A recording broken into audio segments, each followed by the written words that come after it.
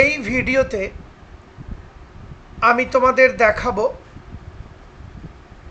কোনো একটি টেবিল এর ডিজাইন বা স্ট্রাকচার তৈরি করার পর কিভাবে সেই ডিজাইন বা স্ট্রাকচারটি দেখতে হয় বা ডিসপ্লে করতে হয়। আমি অলরেডি MySQL এনভায়রনমেন্টেই রয়েছি। এই দেখো বাঁদিকে MySQL প্রম্পট দেখাচ্ছে। আগেই আমি ডেটাবেস চেঞ্জ করে রেখে দিয়েছি, অর্থাৎ আমি MySQL ডেটাবেসটা ব্যবহার করছি। এবার দেখো আমি কি কমান্ড টাইপ করি। ধরা যাক আমি এমপ্লয়ি টেবিলটার যেটা একটু আগে তৈরি করেছি সেটার ডিজাইন বা স্ট্রাকচারটা দেখতে চাই। তাহলে কমেন্টটা এইভাবে লিখতে হবে। প্রথমে আমি টাইপ করলাম DESC অর্থাৎ ডেসক্রাইব, তারপর স্পেস। এবার আমি টাইপ করছি এমপ্লয়ি অর্থাৎ টেবিলটার নাম। তাহলে কোনো টেবিলের নাম লিখে তার আগে DESC শব্দটা লিখে দিতে হবে।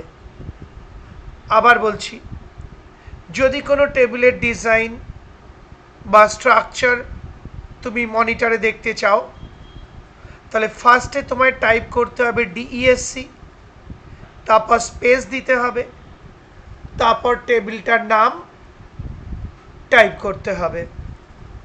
DESC শব্দটার সম্পূর্ণ নাম হলো ডেসক্রাইব।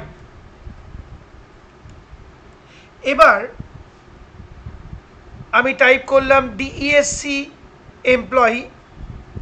এবার একটা সেমিকোলন টাইপ করতে হবে, কারণ আমরা জানি MySQL এ প্রত্যেকটা কমান্ড টাইপ করার পর শেষে সেমিকোলন টাইপ করতে হয়। মানে সেমিকোলনটা হলো টার্মিনেটর ক্যারেক্টার, অর্থাৎ ওই নির্দেশটা শেষ।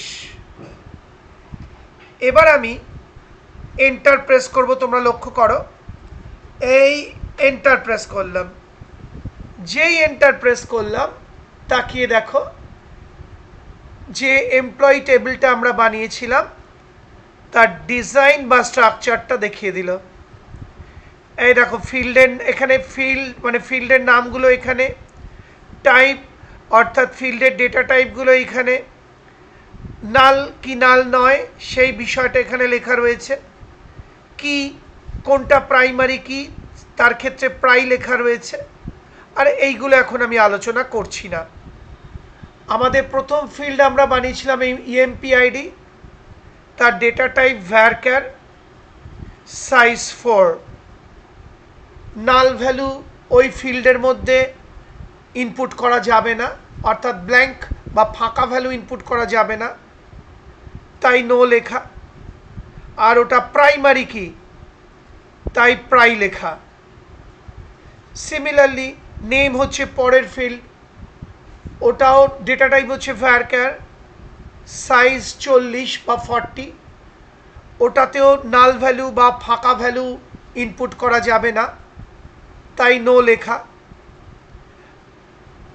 পরের ফিল্ড DPT অর্থাৎ department, data type varchar, size 30।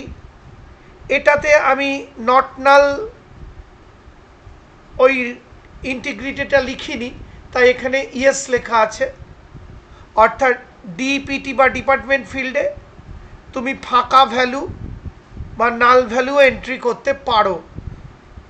তার মানে হয়তো ডিপার্টমেন্টটা তখনও ঠিক হয়নি যে এমপ্লয়ি কোন ডিপার্টমেন্টে কাজ করবে, সেই জন্য ফাঁকা বা ব্ল্যাঙ্ক রাখা যেতে পারে। আবার বলছি, DPT বা ডিপার্টমেন্ট ফিল্ডটা তৈরির সময় আমরা নট নাল লিখিনি, তাই এখানে নাল ইয়েস লেখা রয়েছে। অর্থাৎ DPT ফিল্ডটার মধ্যে নাল ভ্যালু বা ব্ল্যাঙ্ক ভ্যালু ইনপুট করা যাবে।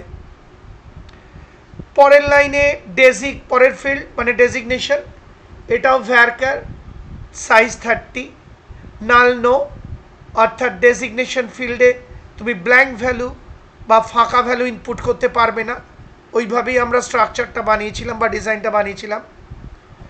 পরের ফিল্ড স্যালারি ইন্ট, অর্থাৎ ইন্টিজার, তার মানে পূর্ণ সংখ্যা ইনপুট করা যাবে, আর নাল ইয়েস করা আছে, অর্থাৎ স্যালারি যদি তখনও ডেটাটা ঠিক না হয়ে থাকে তাহলে ফাঁকা ভ্যালু দেওয়া যাবে।